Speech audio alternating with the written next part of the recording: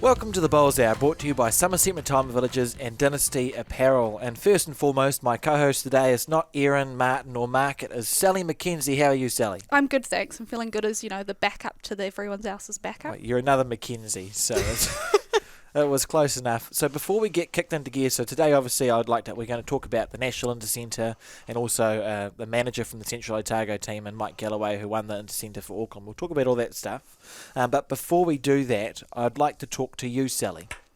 Yes, how can I help? Excellent. So just for those who may not know you or have heard of you before, the ones listening, could you just tell me or explain to me a little bit about your role at Bowls New Zealand? What do you do? So I am the Inclusion and Diversity Advisor. So essentially my role is quite broad. It ranges from everything to rangatahi, which is secondary school kids, all the way up to inclusion and diversity that go from people with disabilities playing bowls or working with Maori bowls or just anything sort of changing and improving our sport for the better. Cool. And how long have you been with us? I can't remember. I feel like it's been a while you've been here for now. I know. I'm offended you don't remember, Alex. It's been about 2 years. Yeah, 2 years in September it was. So I'm pretty old now. 2 years? Yeah. Oh, okay. I know. I'm part of the furniture.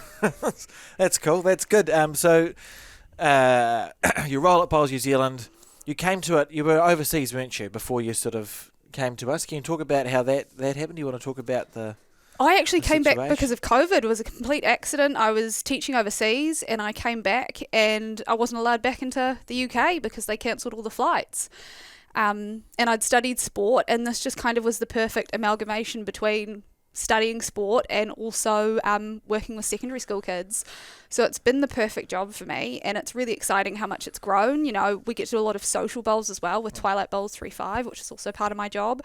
So I'm quite lucky. Yeah, so like on the topic of bowls, I presume, when you were growing up and studying sport, was bowls on your radar at all, or is it something that's sort of come up recently? Weirdly, one of my lecturers, who I think he's the president at Roslyn, I might be wrong, Jeff Simons, he actually introduced us to bowls there because he had Mike Kernahan come and speak to us when he was lecturing, and he was supposed to speak to us about the Cancer Society, but just spoke about bowls. So bowls was definitely already on my radar, and also my dad works for Bowls New Zealand, so I'm quite lucky here. I had a bit of a cheat sheet when I started. And both my grandparents played, so it's definitely something I've been around. Doesn't make me any better at the game. I was just going to ask, how are you at the game? I think you've won one of the Friday. What we do at the staff, for those listening, every Friday afternoon we play 2 bowls each. We haven't done it for a while. We usually play 2 bowls each towards the jack, and whoever gets the closest wins a little trophy. I'm sure. Have you won it yet, Sally? I've won it once. That's all I needed to win it. It took me long enough to win it once. Don't think it'll happen again. Yeah, you put the jack in the ditch with your bowl, didn't you? Yeah. Anyone listening want to offering any coaching lessons? I'd really appreciate it. Fair enough. So you mentioned a bit earlier on about Twilight Bowls3Five, which I suppose is something that's kicking into gear now with the start of the bowls season. Can you tell us a bit about that, Sally? Yeah, it's actually grown so much. So Twilight Bowls3Five is just sort of following along from our TV league of Bowls3Five, really. 10 ends, 3 players, 2 sets of 5 ends really, and it's all about social bowls and bringing in new members. So it is very much about the non-bowler and having fun, and a little less about the competition and more just getting people involved and being in a social environment. It's about mental health as well as physical health, and it's really growing. We've got so many clubs. I think we're up to 90 now. 90. We started with 0 and we've probably got over 12,000 people around New Zealand playing Bowls3Five. And what is it that Bowls New Zealand offers to clubs that want to take part or run a Twilight Bowls3Five system? So we offer kind of this bribery package that is essentially... Shall we rename it? Shall we call it something? It's not a bribery package, is it? It's a... What's another word for bribery? A goodie package? I don't know. There we go, goodie package. Yep. We've got this big box of gear that we can give clubs that is essentially, just mini prizes to give out to people playing. It's also things around the community that people will recognise as Bowls3Five. And that's just to help clubs get started in their first year. And we really want to help people be involved in this. We want to create this brand of social bowls that everybody knows.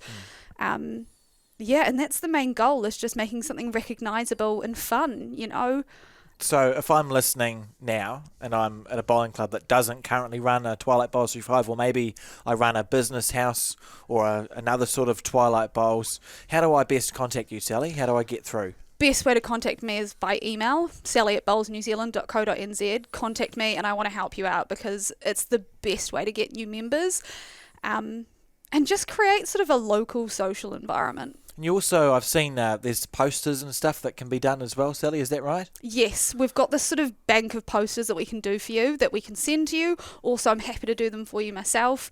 We just want to make it easy as possible for clubs to get on board with this because I think there's a lot of fear around starting something new or not having enough volunteers, where this is really simple because it doesn't have to be overdone. It is just about fun. Absolutely. That sounds great. I'm enthused about the Twilight Bowls3Five, Sally, so you've done well there.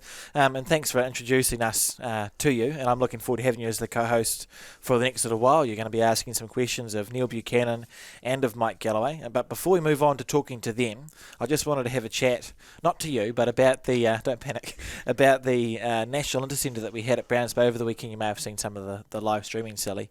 But it was quite exciting. It was quite cool. So this is sort of the build-up in case you've missed the news as a listener to what's going to happen next. So we ran the National Intercentre over the weekend. It was at Browns Bay, and it involved 6 centres for the men's draw and 6 centres for the women's draw, and they'd won their regional zones to come through. We had to make it regional due to the COVID, which was unfortunate, but it created a really cool event, and I can happy to report that the winners were, on the women's side, the Central Otago team, which was in dramatic fashion, and I'll get Neil to explain to us how that was. And on the men's side of the draw, the Auckland won, and Mike Galloway defeated Seamus Curtin 25-24 in a singles game to win Auckland that, which was quite stressful to watch, to be honest, Sally.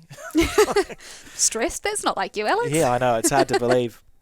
And the other thing I wanted to mention for those listening, if you did tune into the live streaming, which you can find on the Bowls New Zealand website as well, it's just there on a featured post under, I think I called it the National Intercentre Results Hub. There's the live streaming there, but we did for the first time ever remote commentary.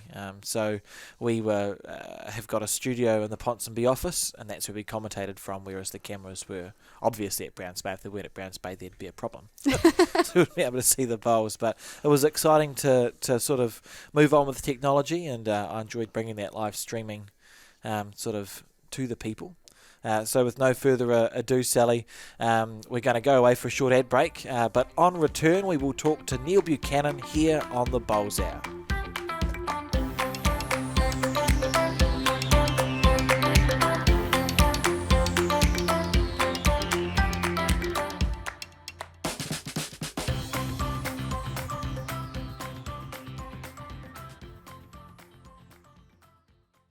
Welcome back to the Bowls Hour, brought to you by Somerset Retirement Villages and Dynasty Apparel. Today we've got Neil Buchanan on the podcast. Hi Neil, how are you? Good, thanks, Sally. Very good. I love it when people say they're good. I say that every week when they say they're good. I'd hate it if it was another one. Yeah, so Neil, could you just talk us through, firstly, I suppose, what was your role in the Central Otago team over the weekend? Manager, co-host, co-coach. Very good. And Yep. I suppose... well, obviously, manager, co-coach, it's all exciting stuff. Just before we get into the weekend, I'd just like to have a chat first about your initial involvement with bowls. So how long have you been around the game for, Neil? Approximately 12 years we started. And what sort of triggered that, like when you started bowls? What was the... Possibly my wife, Christine, was probably more keen than me, and then she got into some of the rep teams, and then... I think that I was asked to go to Southern as a manager in the quadrangular, Southern Quadrangular, and if I'd be manager. So I went down there, and that entailed driving a van to Invercargill, loaded up with ladies, who all on the Friday afternoon, which I thought we were going to be practicing, they wanted to go shopping in Invercargill. So it turned out to be quite an interesting weekend. So that was the start of the coaching. Oh, very good. So on the coaching side of it, how do you find that like as a challenge? Do you enjoy the coaching of a team, Neil? Yeah, very much so. Yeah, I started in 2014. I see on my coaching certificate, and went on from there. In 2019, I was lucky enough to be asked to coach the New Zealand over 60s men and women's teams in Trans-Tasman and on the Gold Coast. so that was a bit of a highlight at that stage up till this weekend, I suppose. And so we talk about the Central Otago team, and I talked about it briefly in the first section of the podcast. That's sort of the Central Otago women's team at the Intercentre this year, obviously champions. I believe it's the first time in the history that they've done that. So you can't sort of understate how impressive the achievement is to be the top centre in New Zealand. It's amazing. Can you talk us through what sort of build-up did you guys do in the run-up to this Intercentre? Can you talk us through that, Neil? I've been coaching for about 7 years now, this Central Otago team, and we don't have a big player pool to draw on, so you sort of get to know who's playing well at that time, and so the build up to this particular one really started after the Intercentre in Wellington. Our Falls team was quite strong, and they won 4 out of their 5 games. Also, Southern actually won that event, which made me believe that, hey, these smaller centres can win these things if they put their mind to it. Mm. So anyhow, after that, we named the team for the next year's Intercentre, and unfortunately, due to COVID, that was cancelled until October this year, which gave us an off-season to sort of think about it. So during the off-season, we had played a Southern Six, which with the other 6 centres from the Southern region, and we won that. So after that, the selectors, which was Bruce Walker, Rhonda Hurley and myself, kept that team so over the winter, so we could actually train and do things over the weekend and sort of keep together. So over that winter, Jane Anderson and Debbie Lloyd, they played in the Champions in July. Christine and Lynley Callaghan and the Peers, they played in the Australian Open and various other events. Debbie Jackson played in the BPL and did very well in that, played in a couple of finals, just losing out to Colin Rogan, I think it was, a couple of weeks ago in the World Finals. And, of course, Pam Walker was tied up with the Birmingham Commonwealth Games and the Trans-Tasman. So generally those people all got to a bit of coaching or practice over the winter months, because really in Central Otago there's no indoor complex that we can train on. Yeah. And geographically it's just not possible to get everybody together during the week, or every week for training. For sure. So we also had a weekly drills thing that they do on a effective bowls drawing test, 12-end drawing test. And they send me the text each week with their own marked scores, and I in turn send back the group average back to them, so they see where they sit within the group, and that keeps them sort of bowling where they can. That's great. Has that always been something you've done for the rep team, or was that a new initiative this year? No, I've always done that over the years. When we're leading up to an Intercentre or an event, we always have this drawing test or on effective bowls.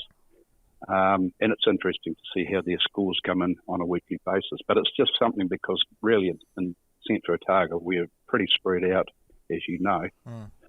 It's not always possible just to have a practice. For sure. So lead up to this weekend, you guys turn up to Browns Bay to play this National Intercentre final. What sort of did you talk about expectations, Neil? Did you talk as a team about what you guys wanted to achieve?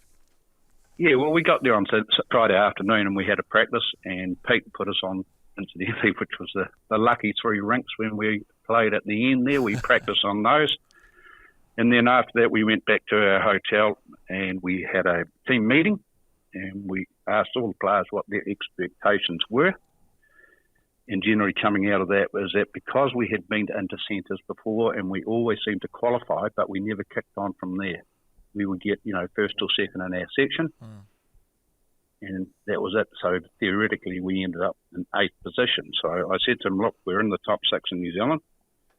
So they all agreed we wanted to finish somewhere between 1 and 6, but we didn't want to finish 6. So that was the context of our meeting. I like it. You definitely achieved your goal. Yeah. For sure. So after day one, you played 3 rounds on day one. Can you recall where you were sitting after day one, Neil? And did you have a debrief after that first day at Browns Bay? Yes, we did. We have a debrief every night, but we were sitting second and Thames Valley was third, and we were playing Thames Valley next morning in our fourth game and Gisborne in our fifth. We knew Thames Valley would come at it, so we were prepared. After the first game, we played Nelson and we beat Nelson, which I think the girls started realising that they could achieve this. And it was actually Dave Edwards said to me, he says, if those girls keep playing like that, you can go all the way. And he was right. He knows a thing or two, doesn't he, Dave? Yes, he does, yeah. He's been around the traps a little bit. So the other thing that came out of the weekend was also, I should have sorry to go back to, on our Friday night meeting, the girls were told that, because of this format, you could be out of this on Sunday afternoon. The threat was if they were out on Sunday afternoon, we were going to spend the afternoon shopping at Bunnings for power tools. I think that probably was what did the trick. It may have done, but that was the threat all weekend. So, yeah. That's great. So now take us. So we'll build this thing. So we're at the up to the last game of the National Intercentre, and Wellington, who had been leading, they lost their first round match up, didn't they, to Nelson, and it came down. You guys did what you could, and you beat Gisborne East Coast, I think it was. Yes. And that was quite exciting to watch. And then it came down, didn't it, to that last game of singles. You had Lisa White playing the Thames Valley singles player. Did you guys gather around and watch that, or did you sit and wait for someone to tell you what happened? Can you just talk us through that moment, Neil? Well, generally we kept an eye on what was going on there. Lindsay Nichols, who was playing Lisa, who was well up, and we thought that was great. And of course, but we were more concentrating on getting across the line against Gisborne, which didn't prove to be sort of that easy. We never expected it to be easy, but and really we were sort of trying. A lot of people were walking around looking at scoreboards, and I just put it out of my head that look, what will be will be. I knew we had to get 2 out of the 3 games, and when Debbie Jackson won the singles, which was great, the pairs were struggling, and the fours were. Well, they looked like they were getting ahead, but then they dropped a 4 in the second last end to tie it all up and going into the last end. And we managed to win that last end, which gave us 2 wins out of the 3. But even then, we weren't 100%. It was only when Brent O'Reilly actually told me that, no, I think you guys have won it, which it was great to hear, but I really wanted to see it in writing. You want the proof in the pudding, eh? Yes, dead right, yeah, because there was so much going on and you're concentrating on your own bowls and your own team. Absolutely. So can you talk us through then? So Central Otago won first time, I'm pretty sure it's the first time ever they've won the women's, or you've won the women's Intercentre. What was the reaction from your team and support group, Neil? How did you guys feel? Oh, great. We had so many messages of, thanking or wishing us all the best and congratulations. It was a bit overwhelming, really. We all had a bit of a team talk. But, no, I believe it is the first time that Central Otago have actually won a national title of that degree. Absolutely. Which will be a big thing. With Southern winning it 2 years ago, they proved that some of these smaller centres can do it. Yeah, I think it's incredible. I think it's. I was speaking to someone before the weekend. I'm going to blow my own trumpet here because I'd actually picked the Central Otago women to win because you're such a good group, and you always see the women bubble up real close in all the national events, and you can see that you spend a lot of time together as a group. And I thought, well, if you're going to play a National Intercentre, that's a good. that's sort of what you want, isn't it, Neil? Pretty much so, but we've always sort of stuck together as a group, and I always say, if one, especially in the Intercentre, if one discipline is finished, well, it's important that those girls get their bowls in the bag with the ones that are finished and get over it and start supporting the team that's still playing, and we things like that sort of tend to a good team morale, and we will always stick together as a group going out dining or whatever, so yeah. That just sounds amazing. Like, I want to say congratulations. You guys should be so proud of yourself because just hearing you talk about it is almost, I feel emotional hearing about it, and I wasn't even there. It's something that obviously was really important to you guys and must have brought you together even more. Well, it does, but it is very hard on the ticker, so to speak, when you're going through one of these things. But it always seems to happen in this format of sevens, and you just don't know who's going to beat who, especially when there's a scattered draw. Right down, it always seems to go right down to the wire. But no, it's good. It's a good team event. No, it's good stuff, and thank you for talking to us, Neil. I believe Sally now has a bonus question, and regular listeners will know. I think we're up to week 36 or 37 of the Bowls Hour, and we've asked a bonus question every week. And I tell you, it's getting harder to think of bonus questions.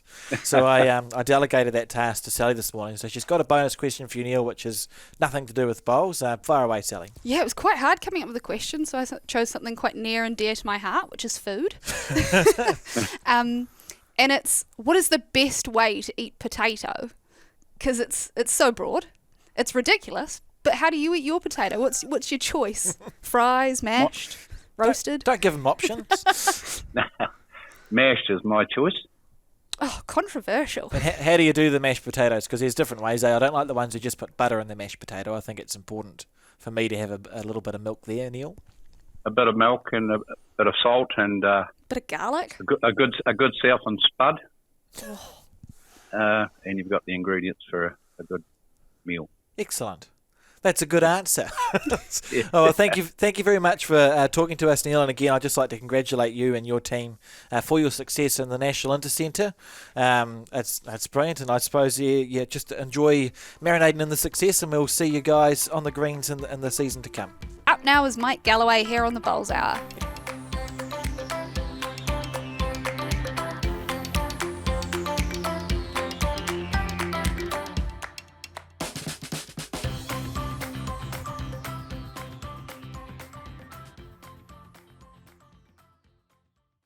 Welcome back to the Bowls Hour, brought to you by Somerset Retirement Villages and Dynasty Apparel. On the show now, we've got Mike Galloway. Hi, Mike. How are you doing today? Hello, Sally. How are you? Good, thanks. Good. So we've got you back on the show, Mike. We had you on before, but we're doing the Bowls Hour this week is about the National Intercentre, which we had on the weekend, and I thought, seeing as we all watched you win your game 25-24 to get Auckland over the line, you'd be a good person to chat to. But before we talk about the Intercentre, Mike, I just wanted to quickly chat to you about the Commonwealth Games that you attended. How did you find that? Oh, that was amazing. I loved every minute of it. Just sort of being there and being part of the Commonwealth Games was pretty special, actually. Sort of hard to put into words. It was just, the whole experience was just unbelievable. Just something I'll remember forever.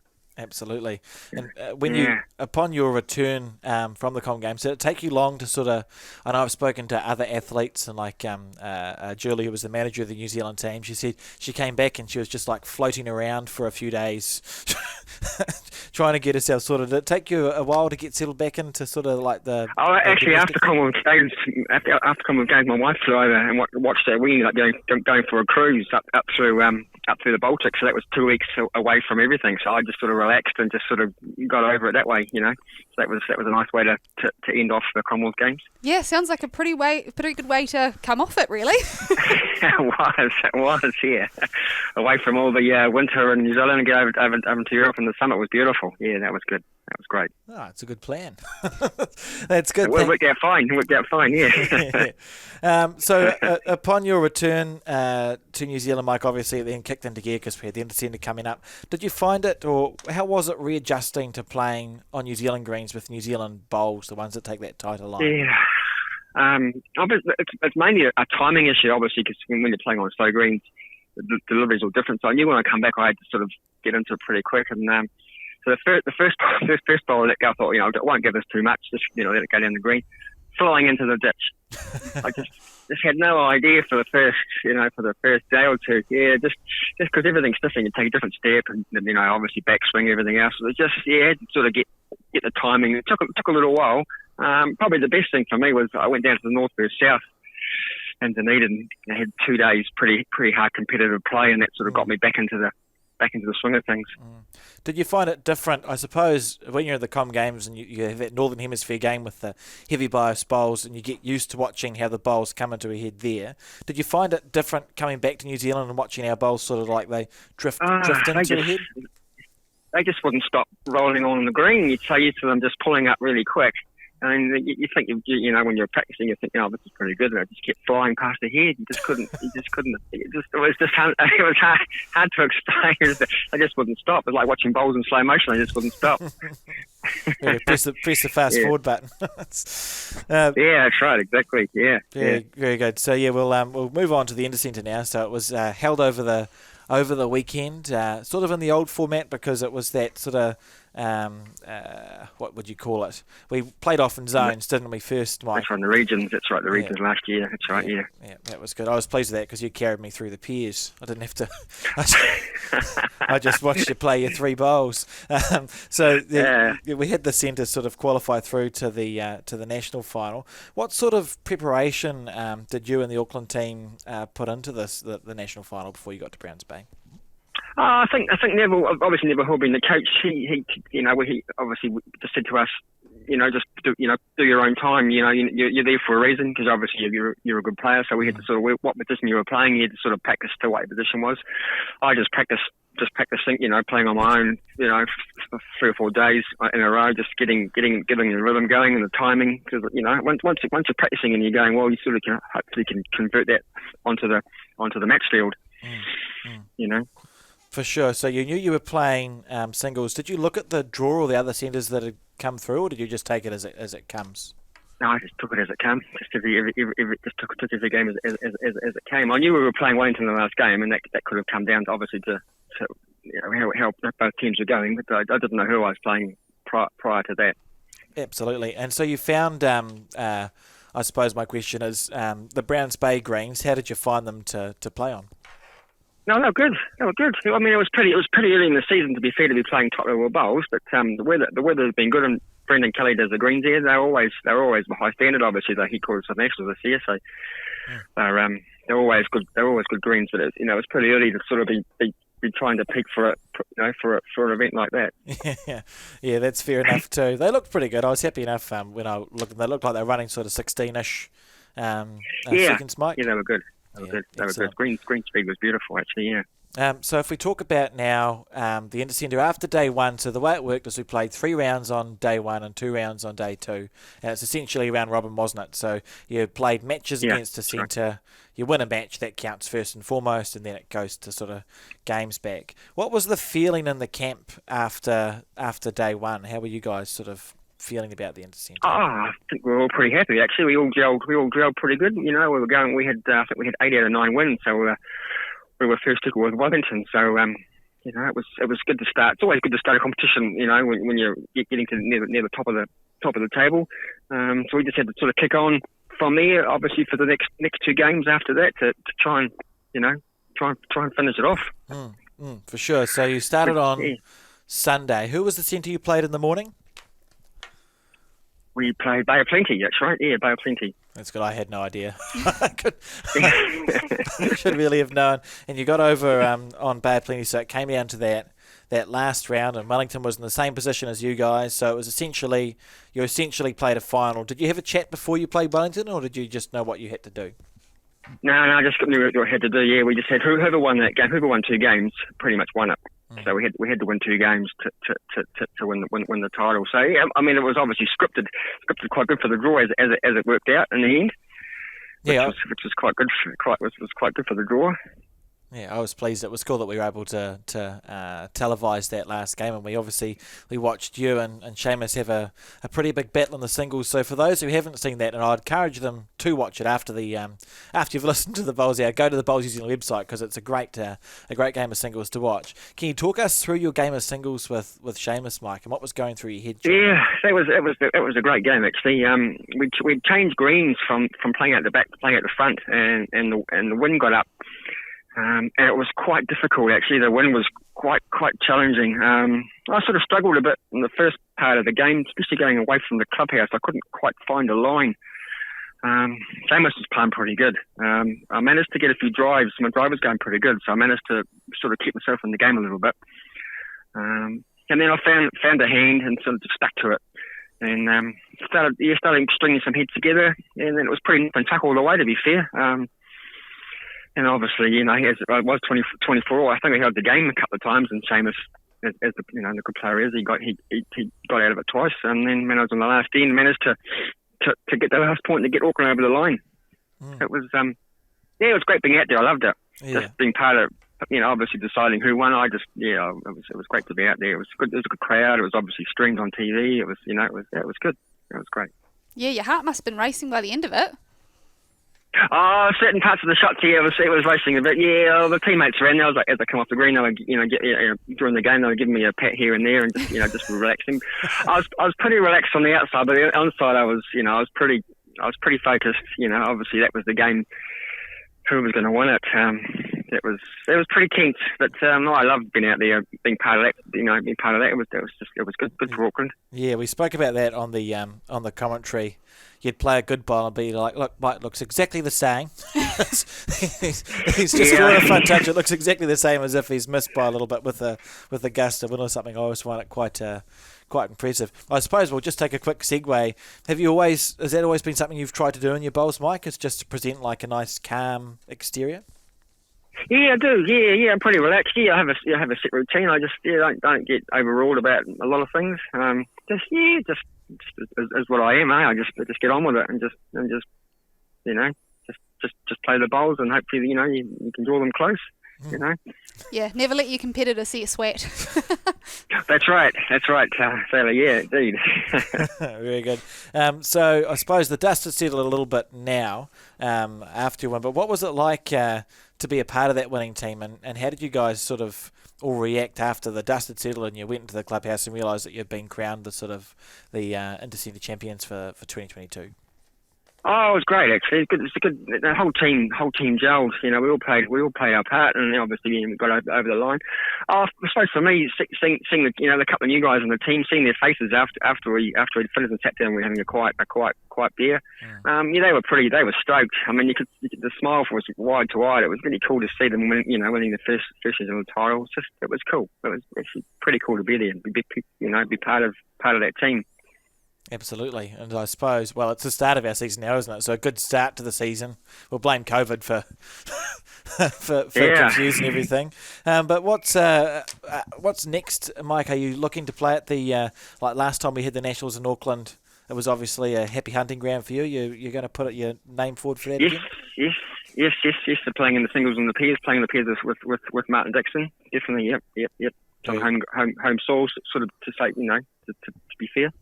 Very good. Now we look forward to seeing you around on the greens in the upcoming season. And thanks for having a chat to us about the Intercentre, Mike. It's been good to get your insight. And I think Sally's bursting to ask a bonus question on week 30 something. So I'll hand the floor to her and just be prepared. Okay, thanks. Alex says it's not a bowls question, but it's probably the closest fruit or vegetable you could play bowls with. Okay. Yeah. So our question is. Potatoes, really. If you could eat potatoes, how would you eat it? I like them in wedges, actually. Ooh. Cut them in wedges with some spice over it. A little bit of olive oil. And put them in the pan. Have some nice wedges with it with some sour cream. Yeah, I like that. I agree with you, Mike. Yeah, you're upping the game. We were thinking quite simple. That's great. Getting hungry. I was thinking mashed potatoes or something boring like that. Yep. That's fine. We might have to go have potatoes afterwards. But no, thank you very much for having a chat to us, Mike, and good luck for the rest of your season. I'm sure we'll see you around the place. Yeah, my pleasure. Thanks, Alex. Thanks, Sally. Thanks, Mike. Cheers. Sally, so Mike is potato wedges. Neil was on board the mashed potato bandwagon. Yeah, shots were fired there. They were. He did say mashed potatoes were boring, did Mike, but that's okay.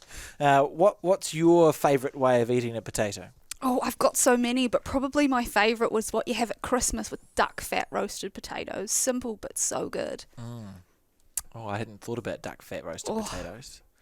I suppose, I don't know. I'll choose one. I think I mentioned it in another podcast, but I like there's a special sort of potato salad that you can have. It's like a Portuguese potato salad or something ridiculous. A salad de boeuf or boeuf or whatever. It's not French, but it's got a French thing. And you have like strips of steak, boiled steak.